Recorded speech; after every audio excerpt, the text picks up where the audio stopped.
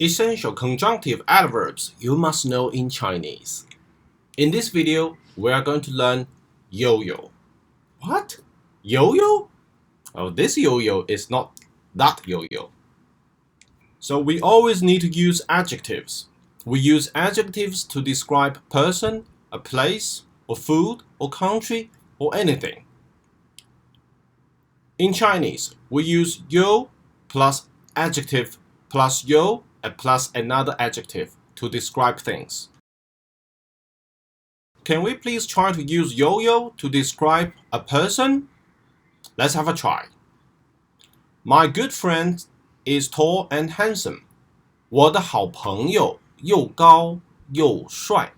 我的 my 好朋友 good friend 又高又帅。高 is tall, 帅 is handsome. Yo-yo, we use yo-yo to connect these two adjectives, 高 and 帅. Read after me again.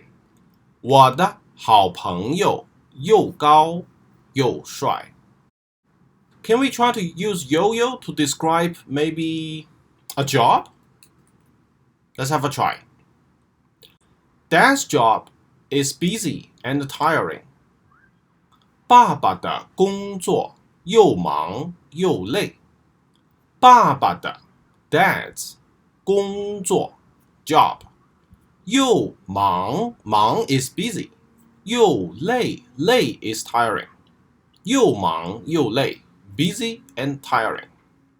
You may have noticed we do not have to use is. Like in English, we don't have to use is in Chinese. For example, we do not say 爸爸的工作是又忙又累. We don't have to use is.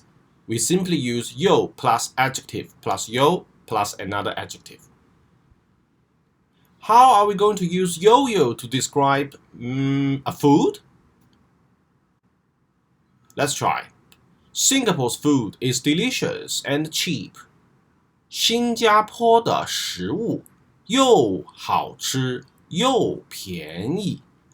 新加坡 Singapore 食物 food 又好吃 delicious 又便宜 cheap. Well, one thing I need to emphasize is that the two adjectives are both either negative or positive. We do not use one negative and one positive adjective together in this sentence pattern. For example, we do not say the pear is small and sweet. 这个梨又小又甜。这个 this 梨 pear 又小 small 又甜 sweet. We do not say that because small is some kind of negative and sweet is usually positive. But however, we can say the pear is big and sweet. 这个梨又大又甜 because big is usually positive, sweet is also positive. Or we can say the pear is small and sour.